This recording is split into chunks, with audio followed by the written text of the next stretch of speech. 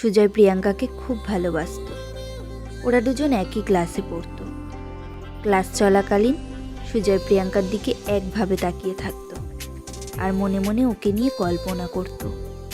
একদিন সুজয় একটা চিঠিতে আই লাভ ইউ লিখে প্রিয়াঙ্কাকে দিতে গিয়ে সেটা প্রিয়াঙ্কার বান্ধবী রিয়ার কাছে চলে যায়। রিয়াও চিঠিটা পেয়ে খুশি হয়ে যায়। সুজয়ের সাথে সাথে লুকিয়ে পড়ে। এটা দেখে প্রিয়াঙ্কাও খুব হাসে। একদিন কলেজ ক্যাম্পাসে একটা ছেলে স্মোক করায় প্রিয়াঙ্কার অসুবিধা হচ্ছে দেখে সুজয় ছেলেটার থেকে সিগারেটটা ফেলে দেয়, যেটা দেখে প্রিয়াঙ্কার খুব ভালো লাগে। এরপর দিন সুজয় প্রিয়াঙ্কার বেঞ্চে ডু ইউ লাভ মি লিখে রাখে।